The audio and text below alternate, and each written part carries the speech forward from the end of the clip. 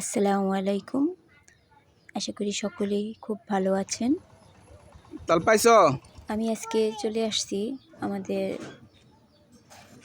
এখানে অনেক তাল গাছ আছে। তো যেহেতু এখন ভাদ্র মাস এসে গেছে, তো আমি আসলে তাল টুকাইতে আসছি। তো তাল গাছতলায় আসার পর দেখলাম তাল পড়ে আছে। তালগুলি কিন্তু খুব বড় বড় ছিল। দেখতেই পাচ্ছেন আমি নিয়ে আসতেছি। 2টা তাল পেয়েছি। আর তালগুলি খেতে অনেক ভীষণ মজার।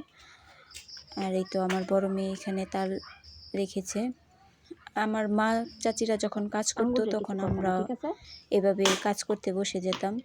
যখন তাল চিপতো তখন আমরা বায়না করতাম যে মা আমরাও তাল চিপি বসে। তো আমাকে কখনো আমার মা না করতো না, কারণ আমরা দেখে দেখে শিখেছি। তো আমার বাচ্চারাও আমি করলে এটা দেখে দেখে শিখবে, এটাই আসলে নিয়ম। আর আমি এমনিতে ইউটিউব প্ল্যাটফর্মে আসা হচ্ছে আমার শখ থেকে। আমি রান্নাবান্না করতে পছন্দ করি, এই জন্যই আমার ইউটিউবে আসা।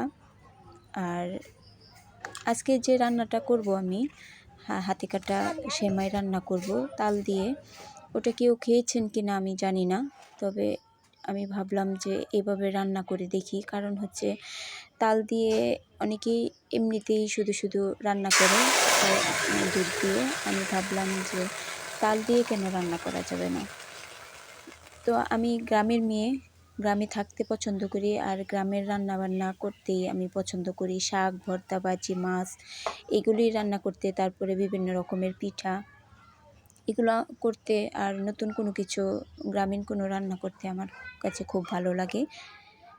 তো এই রান্নাটাও আমি আমার মা থেকে শিখি নাই, আমি নিজে থেকে রান্না করে আমি খেয়েছি আগেও, কিন্তু এই রান্নাটা সত্যি অসম্ভব রকমের ভালো লাগে। আপনারা একবার হলেও বাসায় বানিয়ে খেয়ে দেখবেন। এটার স্বাদটা কিন্তু সত্যিই মাশাআল্লাহ অনেক ভালো ছিল। আর এই তো আমি এখানে দেখেন কাই করে নিয়েছি চালের গুঁড়া দিয়ে, তারপরে তাল দিয়ে এখানে কাই করে নিয়ে নিলাম। আর চুলার মধ্যে দুধ বসাই দিয়েছি, দুধটা একটু ঘন করে জাল দিয়ে নেব। আর ওই দিক দিয়ে আমি চালের যে ডোটা করেছি ওইটা ভালো করে মথে নেব। মথে একটা সফট ডো তৈরি করব, করে তারপরে এটা দিয়ে সামান্য সামান্য করে ডোটা নিয়ে তারপরে এটা লেচি কেটে নেব চিকন চিকন করে এটা লেচি কেটে তারপর আমি এটা দিয়ে সেমাই তৈরি করব, যার জন্য এটা আসলে হাতে কাটা সেমাই বলি আমরা। আর এটা করতেছি তাল দিয়ে আমি। আমার বাচ্চারা ওইগুলি খেতে খুব পছন্দ করে, বিভিন্ন আইটেমের পিঠা। তার জন্য তারাও বলতেছে আম্মা কোনো পিঠা বানিয়ে দাও, খাওয়া যাক তাল দিয়ে। তো এই জন্যই ভাবলাম যে আজকে যেহেতু তাল চেপেছি, তো সেহেতু সেমাই পিঠা রান্না করে দিই তাদেরকে। আর আমার এগুলি করতে করতে রাত হয়ে গিয়েছিল, বিকেলে নিয়ে বসছিলাম তাল।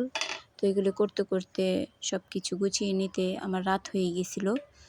তো রাত্রে চলে আসলাম রান্নার জন্য। বাচ্চারা খেতে চাইছে, তার জন্য রান্না করে দিই। আর এখানে দুধটাও আমার কথা বলতে বলতে আপনাদের সাথে দুধটাও জাল হয়ে গেছে। এখন দুধের মধ্যে চিনি দিয়ে নিয়েছি, তারপরে তাল দিয়ে নিয়েছি, আর কিছু এলাচ দিয়ে নেব। আপনারা অন্য কিছু চাইলে তাও দিতে পারেন। আমি এলাচ দিই, আমি মিষ্টি জাতীয় খাবারের মধ্যে এলাচটাই বেশি পছন্দ করি। আর এখানে আমি 2 ধরনের নারিকেল নিয়েছি, একটা কুচি করে আর একটা হচ্ছে কুড়িয়ে নিয়েছি। কুচি করা নারিকেলটা দিলে খেতে খুব ভালো লাগে। যখন খাওয়া সেমাইটা খাবেন তখন দাঁতের মাঝখানে পড়লে অনেক ভালো লাগে। আর এই তো আমি নেড়েচেড়ে দুধটা ঘন করে জাল করে নিচ্ছি। দুধে যখন বলক এসে যাবে তখন আমি এই পর্যায়ে দিয়ে দিব সেমাই পিঠাগুলি দুধের মধ্যে। এক এক করে সেমাই পিঠাগুলি আমি দিয়ে দিচ্ছি, আলতো হাতে দিয়ে দেবেন। আর আমি এই পিঠাটি বানিয়েছি শুকনা চালের গুঁড়া দিয়ে, আপনারা ভেজা চালের গুঁড়া দিয়ে বানাবেন তাহলে আরও বেশি ভালো হবে। আর এই তো যখন দুধটা আবারও জাল করার পর ফুটে উঠবে, তো সেই পর্যায়ে আমি পিঠাটা নামিয়ে নেব। এই যে দেখেন আমার দুধটা ফুটে উঠেছে। এখন আমি ডাবুর দিয়ে নাড়াচাড়া করে দিচ্ছি। আর যেটা দিয়ে নাড়াচাড়া করে দিয়েছি ওটাকে আমরা ডাবুর বলে, আপনারা কি বলেন কমেন্ট করে জানাবেন। এই তো আমার সেমাই পিঠাটা হয়ে গেছে। এখন আমি ঢেলে নিয়েছি আর এটা অনেকটাই ঠান্ডা হয়ে গেছে। দেখুন আমার পিঠাটা কালারটা কত সুন্দর এসেছে। আপনারা এভাবে কি কখনো তাল দিয়ে সেমাই পিঠা খেয়েছেন কি না জানাবেন। আর যদি না খেয়ে থাকেন একবার হলেও বাসায় খেয়ে দেখবেন রান্না করে। আমরা খেয়েছি, এটার স্বাদ অসম্ভব রকমের ভালো ছিল। তো আমার ভিডিওটি যদি ভালো লেগে থাকে তাহলে লাইক করে দেবেন আর সাবস্ক্রাইব করতে ভুলবেন না। পরবর্তী ভিডিও দেখার আমন্ত্রণ জানিয়ে আজকের মতো এখানেই রাখছি। ভালো থাকবেন, সুস্থ থাকবেন। আল্লাহ হাফিজ।